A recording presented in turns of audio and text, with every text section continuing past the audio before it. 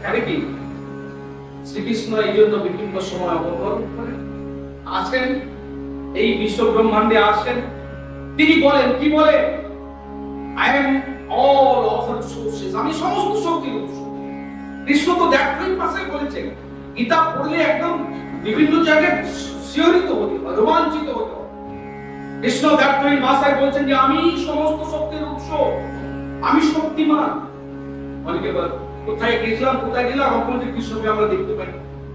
প্রশ্ন, যে কৃষ্ণকে আমরা দেখতে পাই না কেন? যে কৃষ্ণ অবতরণ করেন, আপনি বলছেন যে কৃষ্ণ অবতরণ করেন, কৃষ্ণ এসে বিভিন্ন আমাদের গীতা ভাগবতের উপদেশ প্রদান করেন। কৃষ্ণ কিছু ভক্ত রেখে যান, যে ভক্তরা আবার সাধারণ মানুষদের মধ্যে জ্ঞান প্রদান করেন। সেই শ্রীকৃষ্ণ যদি অবতরণ করেন, কৃষ্ণকে আমরা দর্শন করতে পারি না কেন? তার উত্তরে আমি কি বলছি, যে কৃষ্ণকে দর্শন করার মতো আমাদের কৃষ্ণকে উপলব্ধি করতে আমরা উপলব্ধি করতে পারি হচ্ছে লাভ, উপলব্ধি করতে পারি কেন? আমি বলি কৃষ্ণকে আমরা দেখতে পাবো, কৃষ্ণকে আমরা উপলব্ধি করতে পারবো। কি করতে হবে? যদি আমরা সমগ্র চিত্তে, এই কথাটা শুনে নেন ভালো করে, কৃষ্ণকে আমরা উপলব্ধি করতে পারবো। কৃষ্ণই বলছেন, আমার একটা কথা মনে রাখবেন, কৃষ্ণকে আমরা উপলব্ধি করতে পারবো যদি সমগ্র চিত্তে আমাদের ইন্দ্রিয়গুলোকে, বিশেষ করে আমাদের যে শ্রুতি যন্ত্র কানকে ঠিক মতো ব্যবহার করি এবং মন নামক যে অন্তরেন্দ্রিয় রয়েছে তাকে পুরস্কৃত, মন নামক অন্তরেন্দ্রকে পুরস্কৃত করি, কান নামক শ্রুতি যন্ত্রকে ঠিক মতো ব্যবহার করি। আমরা এই কানকে ঠিক মতো ব্যবহার করি না। এখানে হরি কথা হচ্ছে, কৃষ্ণ কথা হচ্ছে, আমরা সবসময় দেখি কার ঘরে আগে বাজে চর্চা মানে সবসময় আমাদের এই কান দুটো যেন একটা ডাস্টবিন হয়েছে, কাঁচরা, বলে জব কিতনা কাঁচরা হয় ও ডাস্টবিন মে ডাল দো, একদম ডাস্টবিনে ফেলে দাও। আমাদের কান দুটো সেরকম হয়েছে, যত আগে বাজে কথা রয়েছে কানগুলো সেগুলো শুনতে খুব বেশি ভালো লাগে। তাই বলছি যে সমগ্র চিত্তে আমাদের ইন্দ্রিয়গুলোর মধ্যে বিশেষ করে শ্রুতি যন্ত্র কানকে যদি আমরা ঠিকমতো ব্যবহার করি আর মন নামক অন্তর ইন্দ্রিয়কে যদি পুরস্কৃত করি, তাহলে আমরা কৃষ্ণকে দেখতে পাবো, কৃষ্ণকে আমরা উপলব্ধি করতে পারবো। Actually Krishna K? What is the structure of Krishna? Krishna গঠন কিভাবে হচ্ছে? আমাদের দেহের একটা গঠন রয়েছে, দেহের একটা কার্যাবলী রয়েছে। কৃষ্ণের ফাংশন দেখি, কৃষ্ণের যে দেহ, সেই দেহটা কি কি দিয়ে তৈরি? কৃষ্ণের দেহ, কৃষ্ণের দেহ কি দিয়ে তৈরি? প্রশ্ন কি করেন, কৃষ্ণের দেহ কি দিয়ে তৈরি? কৃষ্ণ হচ্ছে সচ্চিদানন্দ বিগ্রহ, অজড়। একদম অধ্যাত্ম বিজ্ঞান কঠিন জিনিস। এখানে যে বছরের পর বছর যে বিষয়টি নিয়ে আলোচনা, আমার কাছে তো ভীষণ কঠিন বলে মনে হয়। জড় বিজ্ঞান, জীবন বিজ্ঞান যারা সায়েন্সের স্টুডেন্ট তাদের থেকে এই বিষয়টা কঠিন বলে মনে হয়। অ্যাকচুয়ালি কৃষ্ণের শরীরটা কি দিয়ে তৈরি? What is the structure of Krishna? Krishna হচ্ছে সচ্চিদানন্দ বিগ্রহ, অজড়। অজড় মানে জড় পদার্থ। আমাদের দেহগুলো জড় পদার্থের তৈরি, জড় পদার্থের তৈরি। কঠিন আলোচনা হচ্ছে আমাদের চোখ, এই যে চোখ দেখছি আমরা শুধুমাত্র জড় পদার্থ দেখতে সক্ষম, কিন্তু অজড় পদার্থ চোখ দেখতে সক্ষম না। অচিত বস্তুগুলো চোখ দেখতে সক্ষম। কৃষ্ণ হচ্ছে চিত বস্তু, চিত সচ্চিদ আনন্দ। কৃষ্ণ চিত বস্তু, কৃষ্ণ অজড় বস্তু, কৃষ্ণ সচ্চিদানন্দ বিগ্রহ। অতএব কৃষ্ণকে দেখতে গেলে আমাদের এই জড় চোখ দিয়ে কৃষ্ণকে আমরা দর্শন করতে পারবো না। আমাদের এই চোখ হচ্ছে জড় পদার্থ সংবেদনাক্ষম। সেই জন্য আমাদের চোখ চিত বস্তু, চিত বস্তু হচ্ছে ভগবান শ্রীকৃষ্ণ। এই চিত বস্তু দিয়ে, চিত বস্তুকে দেখতে গেলে আমাদের এই জড় চোখ দিয়ে দেখা যাবে। তবু তাহলে প্রশ্ন থেকে যায়, তবু তাহলে কি আমরা কৃষ্ণকে উপলব্ধি করতে পারবো না? প্রশ্ন অনেকের। আপনি ভক্ত করুন, আপনি বলেন হ্যাঁ মানে সেই জায়গায় পৌঁছতে পারি না। কৃষ্ণকে আমরা প্রত্যক্ষভাবে অচিরেই শ্রীকৃষ্ণের শাশ্বত ব্যক্তিত্বের উজ্জ্বল উপস্থিতি আমরা অনুভব করতে পারি যদি আমরা মনে রাখি কৃষ্ণ হচ্ছে পরম তত্ত্ব। পরম তত্ত্ব কৃষ্ণ হচ্ছে কে? পরম তত্ত্ব, অ্যাবসলিউট ট্রুথ। জড় এবং চেতনের পরম চেতন, পরম পুরুষ হচ্ছে ভগবান শ্রীকৃষ্ণ। জয় শ্রীকৃষ্ণ।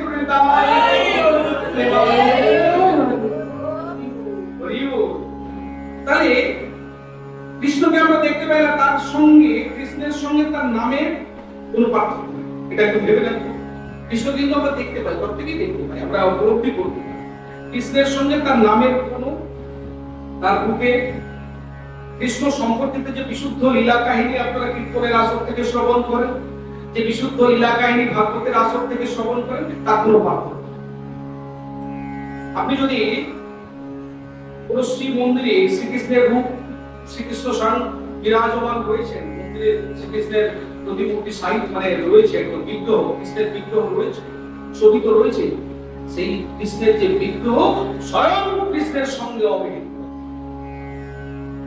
এই কথাটা তো আমরা কখনোই উপলব্ধি করি।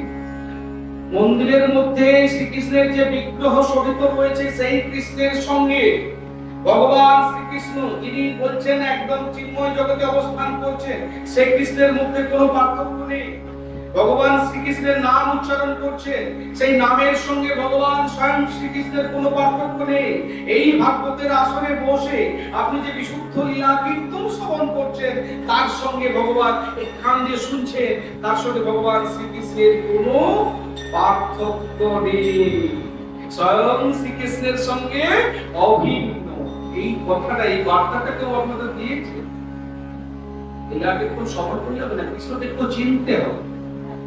আমি যদি ভগবান কি বস্তু, ভগবান খায় না মাথায় দেয়, এটা সম্পর্কে যদি আমি ভালোভাবে শিক্ষিত না হই, আমাকে জেগে উঠতাম। এখন ওই জেসাস পাড়ায় পাড়ায় জেসাস রয়েছে, পৃথিবীর অনেক ধর্ম রয়েছে, তারা আমাদেরকে তো সঠিকভাবে আমাদের তো শিক্ষিত হতে হবে। আরে একটা হীরা চিনতে গেলে, হীরা, তাহলে আপনাকে হীরা চিনতে গেলে আপনার মধ্যে যে কোয়ালিটি হতে হবে, যে গুণ আপনাকে অর্জন করতে হবে। হীরা চিনতে গেলে তো বিশেষজ্ঞ হতে হবে, নাহলে হীরাকে চিনতে পারবে না। আপনি ঠকবেন, আপনাকে লোক ঠকাবে, আপনাকে লোক ভুল বুঝাবে। ভাগবতের আসলে বিভিন্ন পাড়ায় পাড়ায় যে সব অনুসরণে ভুল বুঝাবে, ভুল বুঝতে হবে আপনাদের। তাহলে কৃষ্ণ কি, ভগবান কি, ভগবান কি বস্তু, সে বিষয়ে আমাদেরকে শিক্ষিত হতে হবে। আমি এই কথাগুলোই বলি, আমি কোনো লীলা গল্প বলি না, কোথাও কোনো গল্প বলি না। গল্প বলাটা সোজা, এই শিক্ষাটাই বড় ভালো। মানে একদম সনাতন জগৎ, মানে সনাতন ধর্মের মূল কথাটা বলার চেষ্টা করি। সেই জন্য আমরা যদি আমাদের জড় ইন্দ্রিয়গুলোকে ঠিক মতো ব্যবহার করি, তাহলে শ্রীকৃষ্ণকে আমরা দেখতে পারি, শ্রীকৃষ্ণকে আমরা উপলব্ধি করতে পারি। একই কথা বারবার বলবো, যে কোনো জায়গায় নিয়ে যেতে হবে। শ্রীকৃষ্ণের নাম, শ্রীকৃষ্ণের অপ্রাকৃত লীলার অপ্রাকৃত শব্দ তরঙ্গ কান দিয়ে শ্রবণ, কৃষ্ণকে আমরা দেখতে পাবো, উপলব্ধি করতে পারবো। শ্রীকৃষ্ণের নাম, শ্রীকৃষ্ণের লীলা কীর্তন, শ্রীকৃষ্ণের গুণ, শ্রীকৃষ্ণের নামের যে অপ্রাকৃত শব্দ তরঙ্গ যদি কান দিয়ে আমরা শ্রবণ করি, চোখ দিয়ে যদি ভগবানের সেই বিগ্রহ অপ্রাকৃত রূপ আমরা দর্শন করি, ভগবান শ্রীকৃষ্ণের যে মনুষ্য সৌম্য সুন্দর দ্বিভুজ নরাকার রূপ আমরা দর্শন করি, যদি শ্রীকৃষ্ণের ভক্তাবশিষ্ট যদি প্রসাদ গ্রহণ করি, আর যদি কৃষ্ণ সেবা পরায়ণ শুদ্ধ চিত্ত ভগবত ভক্তের সাহচর্যে কৃষ্ণ তত্ত্ব বিজ্ঞান অনুশীলন করি, তাহলে অচিরে এবং তার সঙ্গে থেকে আমাদের হৃদয়ে অন্তরস্থ কৃষ্ণ চেতনা ধীরে ধীরে বিকশিত করে, তাহলে অচিরেই আমরা কৃষ্ণকে দেখতে পাবো, তাকে উপলব্ধি করতে পারবো। জয় শ্রী গুরু, জয় গুরু। আমি উত্তরটা দিলাম যে কৃষ্ণকে উপলব্ধি করবো, কৃষ্ণকে উপলব্ধি সেই জায়গায় আমাদের অনুশীলন আমরা যেতে পারবো। আজকে আমি বলছি বলে অনুশীলন করতে হবে। একসঙ্গে আপনি ধীরে ধীরে ধীরে ধীরে ভেতরের অন্তরস্থ সুপ্ত চেতনাকে বিকশিত করুন। সেটা হবে অভ্যাসের দ্বারা। নবম অধ্যায় নম্বর 2 শ্লোকে বলা হয়েছে গীতাতে প্রত্যক্ষ, মানে 700 শ্লোক, একদম শ্লোক, একদম 700 শ্লোক গীতা মানে শেষ করে যাবে না, একদম মহাসমুদ্র। একটা শ্লোক নিয়ে ঘন্টা পর ঘন্টা কেটে যায়। আমি তো দেখি কয়েকটা শ্লোক নিয়ে বসি, তাই শেষ হতে চায় না, একদম ঘন্টার পর ঘন্টা কেটে যায়।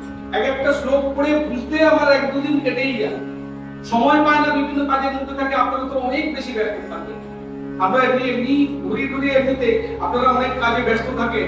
নবম অধ্যায়ের 2 নম্বর শ্লোকে কি বলা হয়েছে? প্রত্যক্ষ অবগমন ধর্মং সুসখম কর্তব্যপায়ন। শুধু শুধু তাই নয়, কি না ভক্তা তন্ময়া শব্দ অহমেব বিধর্জুন, অনন্য ভক্তির দ্বারা কৃষ্ণকে জানা যায়। চাতুঞ্চ, অনন্য ভক্তির দ্বারা কৃষ্ণকে দ্রষ্টুঞ্চ মানে কৃষ্ণকে দেখা যায়, প্রবেষ্টুঞ্চ পরন্তপ তার চিন্ময় ভাবে এই জড় জগতের পরপারে স্থিত সনাতন জগতে প্রবেশ করা যায়। তাহলে কৃষ্ণকে আমরা উপলব্ধি করতে পারবো। আপনি একটা প্র্যাকটিক্যাল কথা বলে আমাদের মনে রাখতে হবে, আমাদের দেশের রাষ্ট্রপতি এখন একজন মহিলা, দ্রৌপদী মুর্মু। আপনি রবিবাবু আপনি কি চ্যালেঞ্জ করতে পারেন রাষ্ট্রপতিকে আপনার সামনে উপস্থিত হয়ে আপনি চ্যালেঞ্জ করতে পারেন? আমরা কি আমাদের দেশের সর্বোচ্চ পদে যিনি বসে রয়েছেন রাষ্ট্রপতি, তাকে কি আমি চ্যালেঞ্জ করতে পারি আপনার সামনে উপস্থিত হওয়ার জন্য? না। হ্যাঁ, আর যিনি রাষ্ট্রপতির পদে বসছেন তিনি এই ভগবান শ্রীকৃষ্ণের গীতা স্পর্শ করে শপথ নিয়েছেন যে আমি আমার প্রতিশ্রুতি পালন করব। আর সেই রাষ্ট্রপতিকে যদি আপনি একটা দেশের রাষ্ট্রপতিকে আপনি চ্যালেঞ্জ করতে পারেন না আপনার সামনে উপস্থিত হওয়ার জন্য, আমি রাষ্ট্রপতিকে দেখবো, আমি চ্যালেঞ্জ করছি আপনি আমার সামনে উপস্থিত হবে? আর যিনি অনন্ত কোটি ব্রহ্মাণ্ডে কোটি কোটি রাষ্ট্রপতির রাষ্ট্রপতি যিনি ভগবান শ্রীকৃষ্ণ, তাকে তো কখনোই আপনি চ্যালেঞ্জ করতে পারবেন না। উই শুড রিমেম্বার, মনে রাখতে হবে, অবিশ্বাস সম্যের দ্বারা মৃত্যুর কাছাকাছি যাওয়া যায়, মৃত্যুর সমীপবর্তী হওয়া যায়, কখনো কৃষ্ণের। জয় শ্রীকৃষ্ণ। অবিশ্বাস করলে হবে না, সন্দেহর দ্বারা কোনো কিছু বিচার বিশ্লেষণ করলে হবে না। তাই আমি দ্ব্যর্থহীন ভাষায় বলি যে অবিশ্বাস এবং সন্দেহের দ্বারা মৃত্যুর কাছাকাছি যাওয়া যায়, কৃষ্ণের কাছাকাছি কখনোই যেতে পারবেন না। আমি প্রহ্লাদ মহারাজের কথা বলছিলাম। প্রহ্লাদ মহারাজ কি বলছেন যে মহি আসম রজোভিষেক। প্রহ্লাদের গল্প শুনেছেন আপনারা? মহি আসম রজোভিষেক মানে দাম্ভিকতা, আসরিক ভাব বিসর্জন দিয়ে নিষ্কিঞ্চন ভগবত ভক্তের পদরজ দ্বারা মস্ত অভিষিঞ্চিত না করা পর্যন্ত শ্রীকৃষ্ণ রয়ে যাবে চির অধরা, আর ঘুরপাক খেতে হবে এই জন্ম মৃত্যুর সংসারে, চক্রাকারে ঘুরতে হবে অপ্রাপ্যমান নিবর্তন্তে মৃত্যু সংসার। একদম যে কি